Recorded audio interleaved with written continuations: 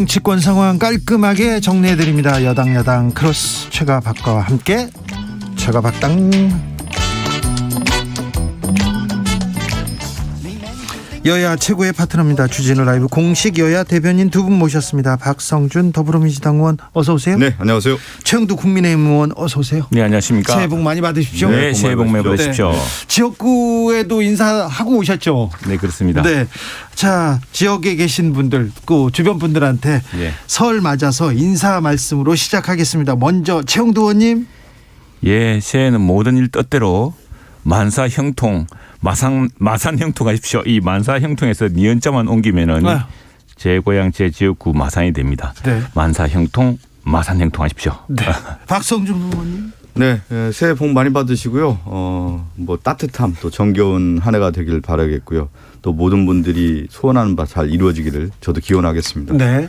가서 지역에 가서 사람들 많이 만나셨을 텐데 지역분들 이번 대선 어떻게 생각하고 있습니까? 어떤 얘기 많이 하던가요? 최영두 의원님. 예, 저희 뭐 전국 최대의 어시장인 마산 어시장부터 부림시장 또 일요일 새벽에 열린다고 해서 번개시장 뭐 시내 곳곳에 여러 전통시장 또 시장을 찾아다녔는데 참 제가 놀라운 것은 굉장히 힘들고 어려운 시절이지 않습니까? 특히 또 명절이 또 춥기도 하고 해서 다 그렇게 춥고 어려운데도 뭐 우리를 당장 어떻게 해달라는 것보다는 나라를 좀 잘 일으켜달라. 지금 그러니까 지난 몇 년 사이에 이 정치가 잘못되면 또 정책이 잘못되면 이 서민들이 얼마나 큰 고통을 겪게 된다는 걸 뼈저리게 체감하신 것 같아요. 그래서 꼭 정치를 좀 잘 일으켜달라. 그리고 뭐 저희 당 입장에서는 정권을 교체해서 반드시 좀 새로운 정치 또 국민들이 살 수 있도록 해달라는 그런 부탁이 참 새삼스럽기도 하고 또 참 송구스럽기도 하고 그랬습니다. 그래서 이게 뭐 보통 같으면 우리 동네 어떻게 또 우리 가족 어떻게 우리 이 가게 어떻게 또는 뭐 우리 시장 어떻게 이런 말부터 나올 것이라고 생각하지만 어려울수록 더 힘든 것으로 뻔히 짐작되는데도 그런 큰 바람들을 말씀하시더라고요. 그래서 참 마음이 좀 숙연했습니다. 서울 중구의 박성준 의원님.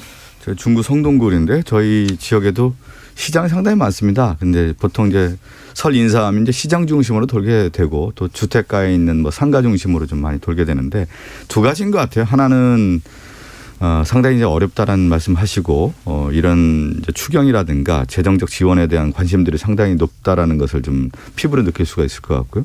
두 번째는 이번 대선이 상당히 중요한 전환점이라고 하는 부분들에 대해서는 얘기를 많이 하시는 것 같아요. 네. 다들 위기라고 하고 다들 힘든데 그러면 이 대한민국을 어떻게 하는 후보가 잘할 수 있겠느냐. 결국은 잘할 수 있는 후보, 경험이 있고 실적을 낼 수 있고 유능한 후보가 당연히 돼야 되는 것이 아니냐. 이렇게 말씀하신 분들이 상당히 많았습니다. 네. 그래서 판세는 민주당 이재명 후보한테 유리합니까? 그 판세를 우리가 읽기 위해서는 흐름을 좀 봐야 될 것 같아요. 이제 보통 후보의 지지율이 이제 상승기 또 회복기 아니면 뭐 이제 하락기 뭐 이렇게 이제 다 돌아가지 않습니까? 그런데 지금은 이제 설 전후로 해서 여야의 후보가 이제 시소 게임을 하고 있는 것 같아요. 이제 박빙의 승부를 하고 있는 건데 제가 누누이 이제 주진우 라이브에 나와서 윤석열 후보가 후보의 노출이 떨어질수록 후보의 지지율이 회복될 가능성이 크다라고 제가 말씀드렸던 기억이 그러셨죠? 나는데. 예. 그러니까 윤석열 후보가 TV라든가 아니면 인터뷰라든가 토론에 나왔을 경우에는 자신이 어떤 얘기를 할지에 대한 분명한 생각과 포부와 비전에 대한 것들이 국민에게 각인되기가 어려운 후보예요. 제가 볼 때는. 그러다 보니까 지금 2012년도에 박근혜 후보의 선거 전략, 회피 전략으로 좀 가고 있는데 지금은 그것이 상당하게 베일에 가려진 후보라는 이미지를 통해서 어느 정도 윤석열 후보가 이제 지지율이 회복됐다고 봅니다. 그래서 지금은 이재명 후보와 윤석열 후보의 이제 여론조사 결과를 보면 이제 시소 게임인데 이것이 이제 설 지나고 나서 결국은 후보의 노출 빈도가 상당히 높을 거란 말이에요. 높을 수밖에 없고요.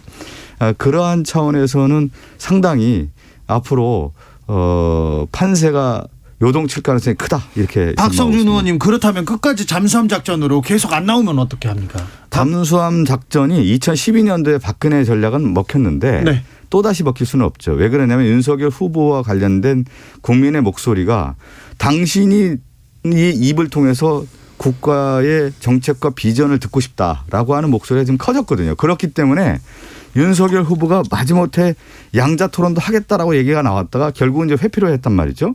그러니까 사자 토론이 됐든 앞으로의 이러한 국민의 목소리에 대해서는 적극적인 아니라도 소극적으로 나올 수밖에 없다. 이렇게 보고 있습니다. 최영도 의원님.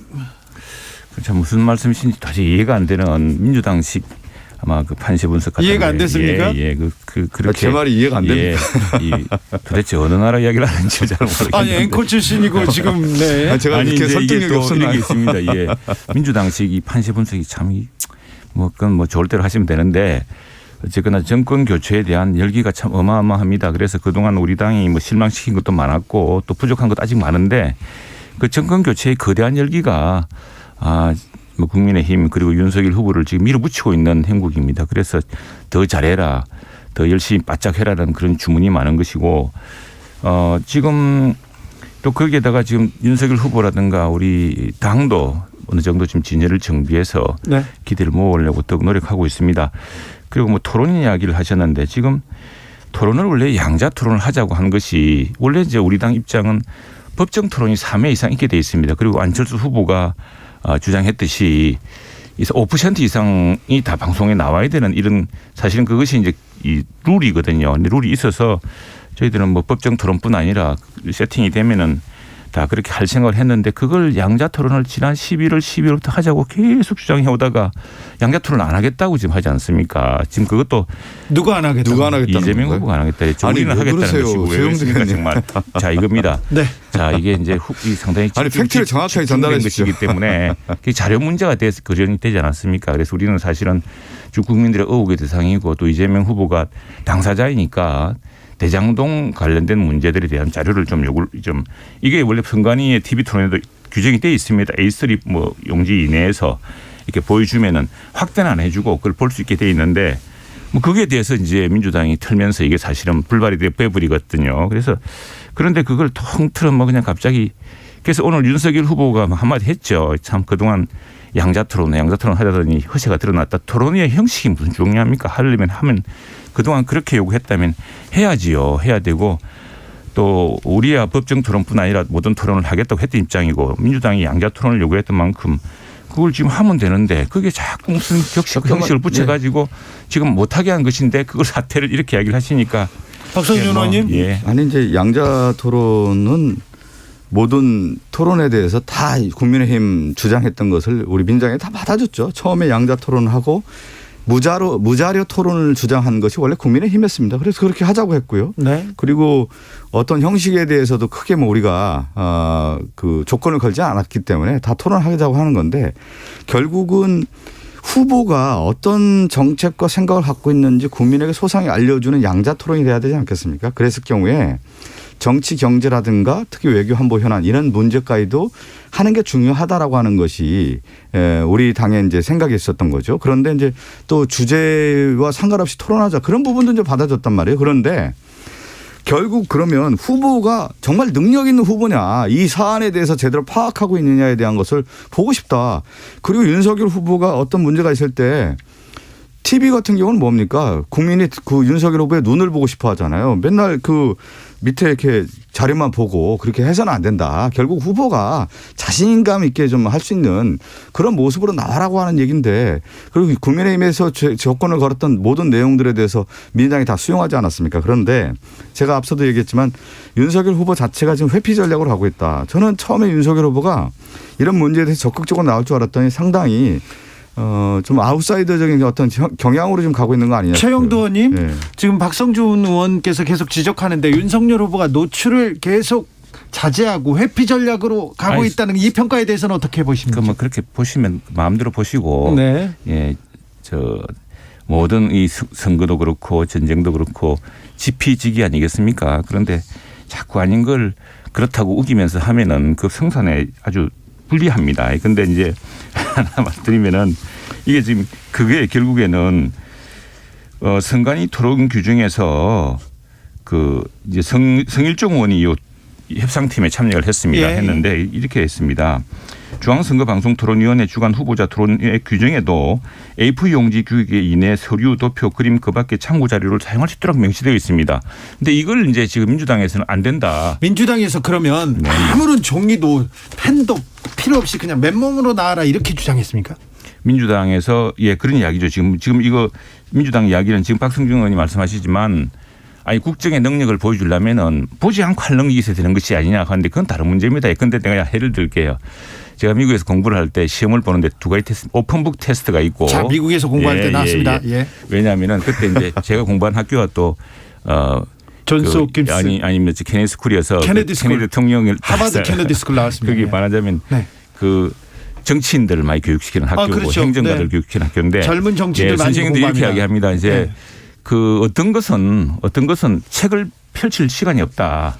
그러나 어떤 것은 충분히 레퍼런스를 가지고 해야 된다. 그렇기 때문에 시간은 제한적이다. 시간은 무제한할 수가 없으니까. 그러나 그 시간 내에 책을 보고 하는 건 관계없다라고 합니다. 뭐 이걸로 할 건 아니지만 잠깐만 제가 그러나 그 문제가 그러니까 요지는 뭐냐면 어떤 형식이든 그 우리 박 의원님 말씀이나 민주당 말씀처럼 뭐 윤석열 후보가 그러지도 않지만은 그 자료를 보는 것이 이게 국민들에게 마이너스 될 것 같으면은 그걸 보여주시면 되지 않습니까? 토론을 해서.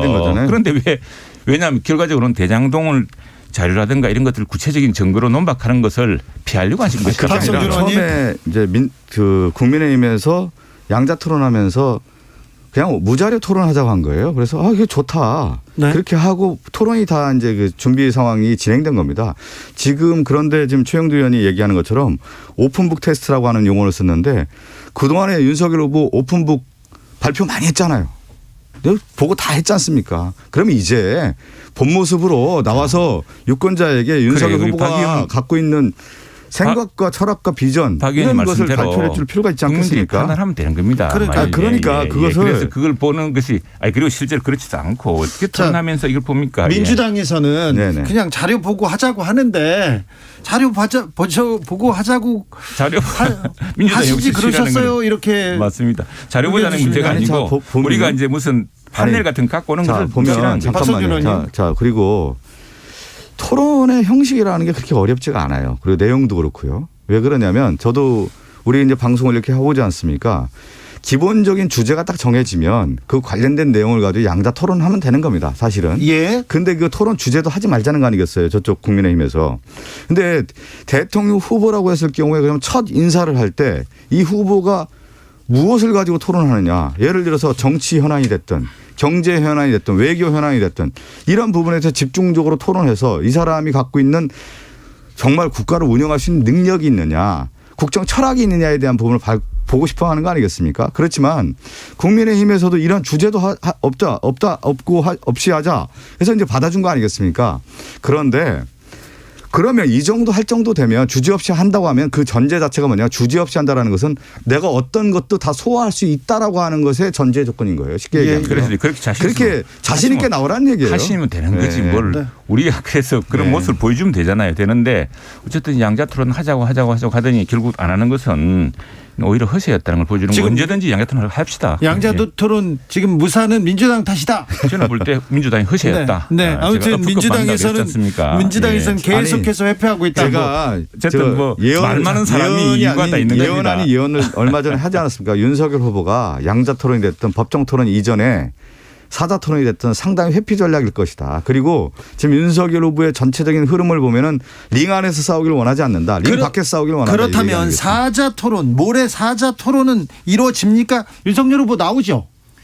제가 아직까지 당에서 이야기를 듣지는 못했지만 그건 사자 토론 법정 토론이기 때문에 법정 토론은 아니죠. 사자 토론 법정 토론 아닙니다. 아니죠. 아닙니까? 그 문제는 자신 있게 얘기해서 나옵니다. 이렇게 얘기하면 되는 거 아니겠습니까? 최영두 의원님. 나와야겠죠. 지금 민주당이 하자고 양자 토론을 뒤집으니까 세상에 이를 믿을 수가 있어야죠. 아니 자신 있게 그냥 사자 토론 나온다. 뭔 문제가 돼요. 내용과 형식과 조건 없이 나오겠다 이렇게 얘기하면 되는 거 아니겠어요? 하면 되는데 왜 안 합니까? 네. 구민정님께서 이거 대장동에 대해서 얘기하고 싶으면 자료 숙지하고 나오시면 되지. 그렇죠. 자료를 꼭 읽어야 하나요? 자료를 읽는 게 아니고요. 네.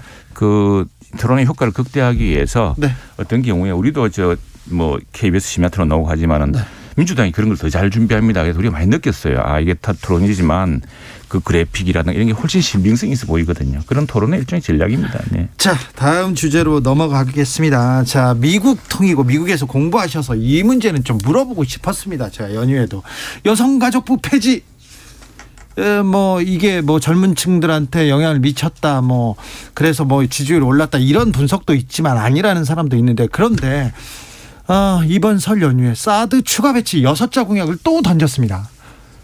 이게 예. 그냥 그 뭐 미국도 생각해야 되고 중국도 생각하고 그리고 동북아 평화 질서도 생각해야 되는데 이 자세한 배경 맥락 이거 윤 후보가 충분히 알고 있는 것이죠. 설명해 주시겠죠? 예, 제가 설명해 드리겠습니다. 예.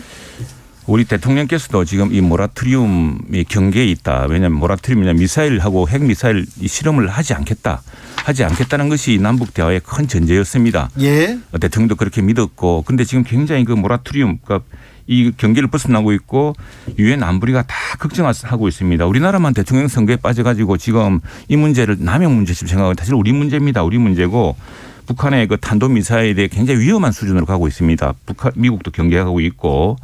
그런데 지금 자, 얼마 전에 안철수 후보가 우리 당의 일부 그 옛날 대권 후보들이 예비 후보들이 이야기했듯이 전술 핵무기 배치가 안 된다라고 하셨습니다. 그것도 마찬가지로 우리가 북한의 그 핵 뭡니까 비핵화에 오히려 전제 방해되는 이렇게 했는데, 근데 철저하게 사드 이거는 방어 시스템입니다.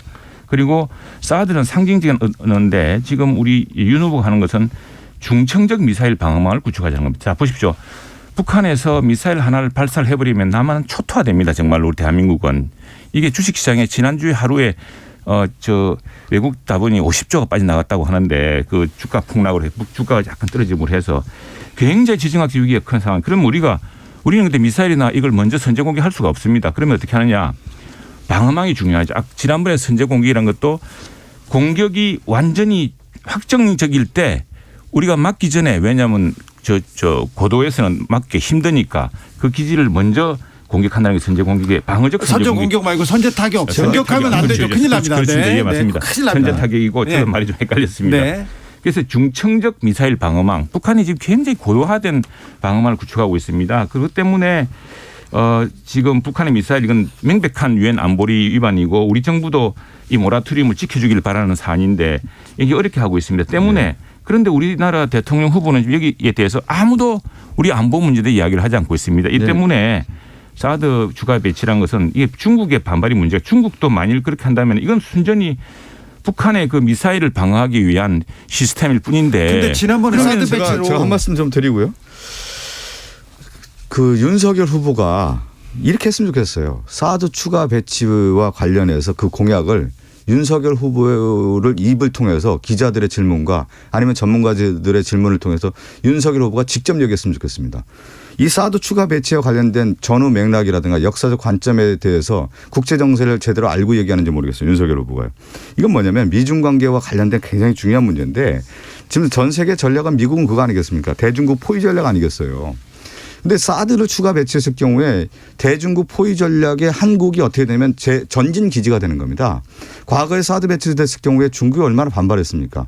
그래서 외교라고 하는 용어는 어떤 용어를 쓰냐면 전략적인 모호성을 가진 용어를 쓰게 되는 거예요. 이렇게 정확한 타겟을 하겠다라고 하는 용어를 쓰는 순간 국제 정치가 혼란이. 제가 조금 더 말씀드리고 좀 답변해 주시기 바라겠습니다.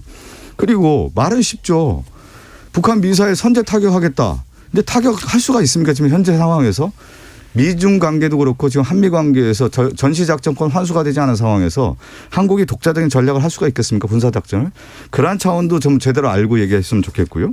그리고 또 하나 이제 지정학적 얘기를 계속 얘기하는데 실질적으로 한국이 이러한 문제에 대해서는 주도권을 갖고 가자고 하는 것이 한국의 평화정책에서 가장 중요한 거 아니겠습니까? 이런 측면에서 좀 전체적인 상황을 좀 보고 얘기했으면 좋겠다는 말씀 좀 드리겠습니다. 최영도 의원님. 이것도 하나만 더 얘기할게요. 최영도 의원님 갔다 오시죠. 그럴까요?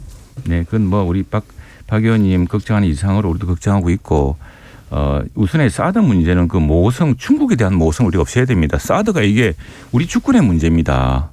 우리 주권의 우리가 미사일을 쏘는 게 아니지 않습니까? 북한의 그 고고도 미사일에 대한 고고도에서 또는 중고도에서 저고도에서 요격하는 시스템입니다. 우리 있습니까?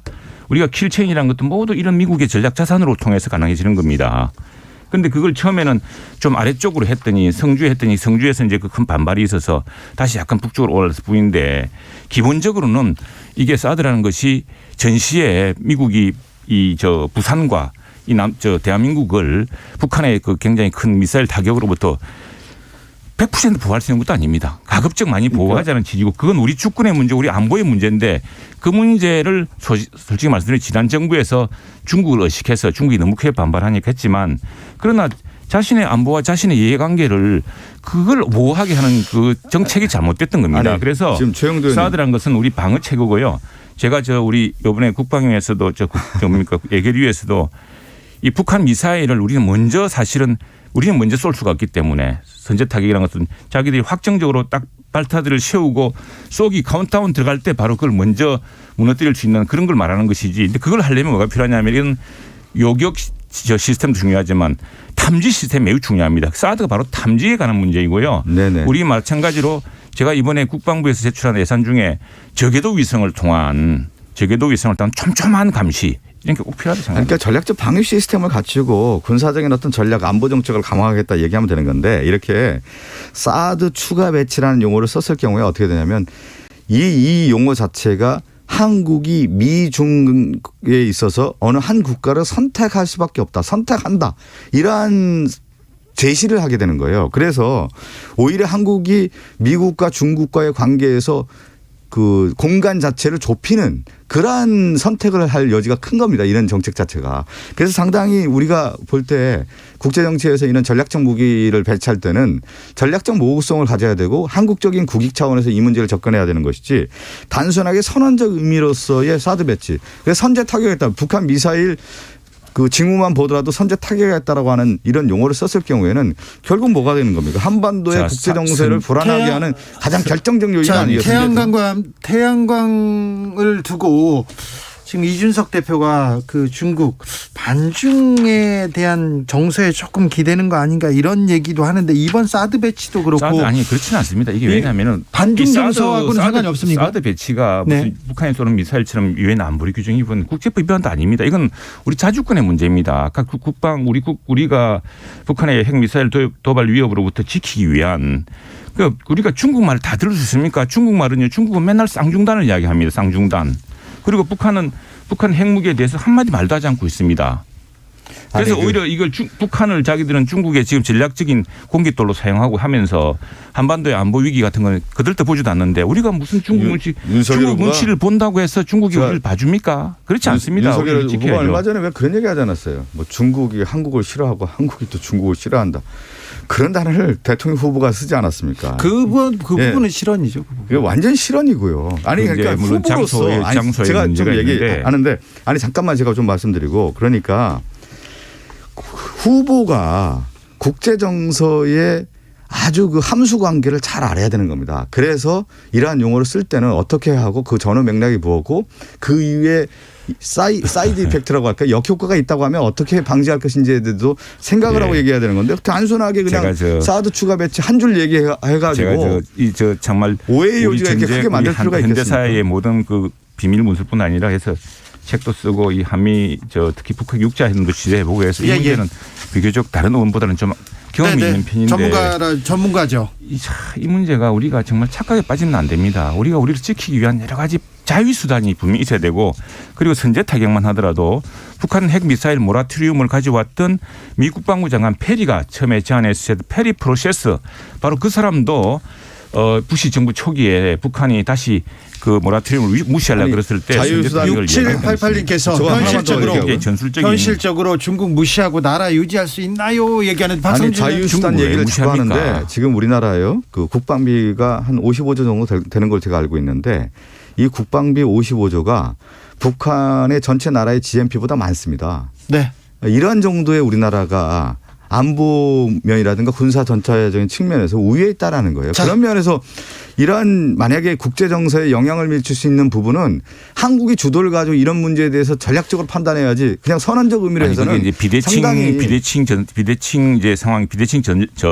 무기라 그래가지고 우리는 재래식 무기 압도적이지만 사이버라든가 또 핵무기가 있어 북한이 있기 때문에 굉장히 우리가 위태롭습니다. 그리고 알겠습니다. 스스로를 지키려는 강력한 의지와 능력이 있어야지요. 사드 추가 배치 얘기는 여기까지 하고요. 중국도 그런 강력한 국가 자존심을 지키는 나라를 존중합니다. 알겠습니다. 다음 이슈로 넘어갈게요. 중국과 베트남 관계를 보십시오. 네, 알겠습니다.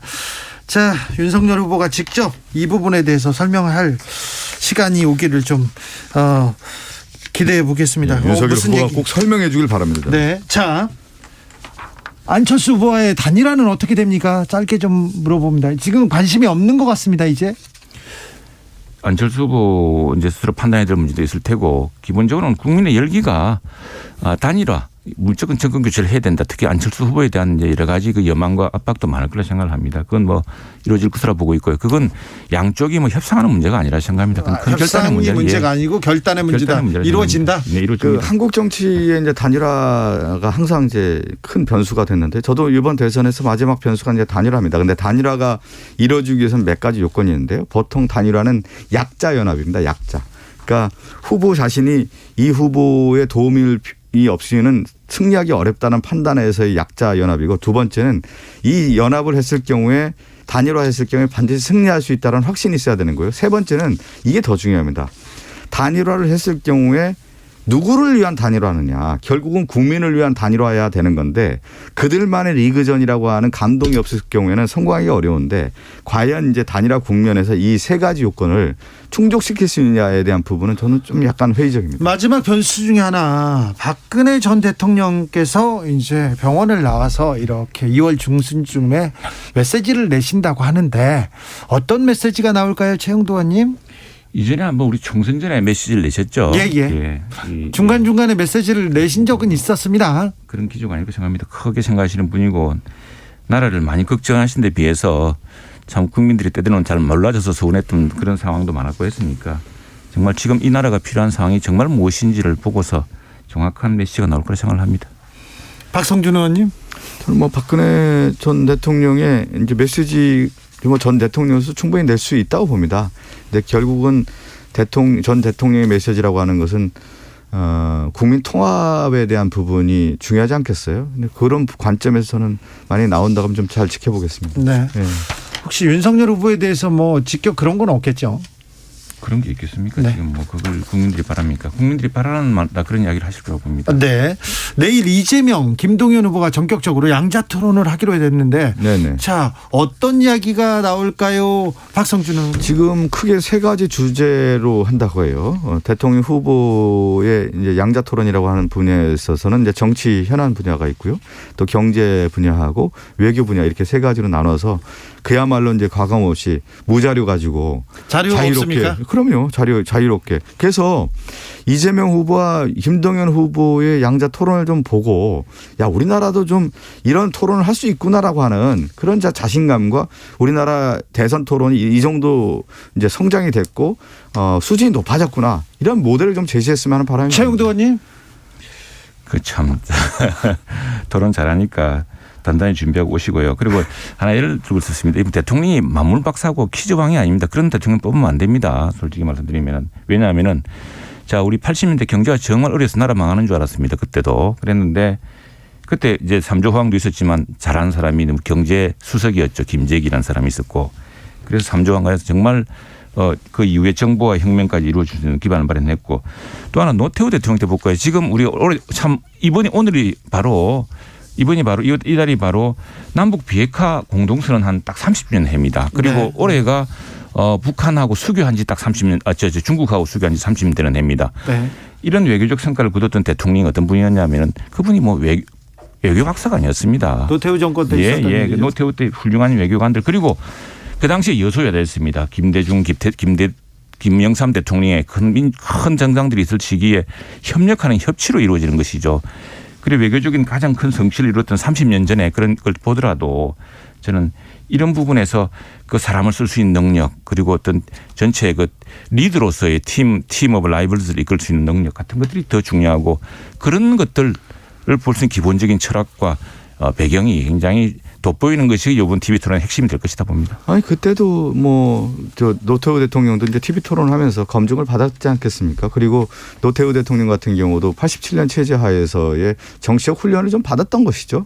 그 전에 이미 정치적으로 이번 대선 토론이라고 하는 경우는 결국은 국가를 위해서 얼만큼 준비가 돼 있느냐에 대한 부분을 바라보는 거 아니겠습니까? 우리가 얘기하는 상식이라고 했을 경우에 대통령 후보가 국민적 눈높이의 상식적 수준을 갖고 있느냐에 대한 것들도 판단하는 거예요. 그러니까 대통령 후보가 경제 문제가 됐든 정치 문제가 됐든 외교 문제가 됐든 이러한 문제에 대해서 후보가 국민이 전체적으로 생각했을 때 아, 이 후보가 상식에도 못 미치는구나라고 하는 판단 기준도 제시해 줄 필요가 있는 하도 것이죠. 말을 바꾸시니까 네. 그 말을 믿을 수가 있어야죠. 어떤 후보는. 아니, 사자 토론에서 어떤 얘기를 하는지 참. 보고 싶다. 네, 토론 보고 싶어요. 아, 봐야죠. 네, 봐야죠. 네. 국민 보고 네, 싶습니다. 그렇습니다. 사자 토론은 기대도 되죠. 오시죠. 토론해야죠. 무조건 근데 토론만 이제 해야 됩니다. 사자 토론 같은 경우는 형식이 정해져 있을 겁니다. 기존에 우리가 토론에 보면은 질문과 답이라고 하는 형태의 이 일반적인 형식의 룰이 있지 않습니까? 네. 그래서 양자 토론에서 이런 형식의 룰을 빼면서 자유롭게 토론하자고 하는 제안을 했던 것이죠. 최가박당 박성준, 최영두 두 분 설날인데 수고 많으셨습니다. 감사합니다. 네, 고맙습니다. 감사합니다. 새해 복 6시 많이 받으십시오. 6시에 돌아오겠습니다.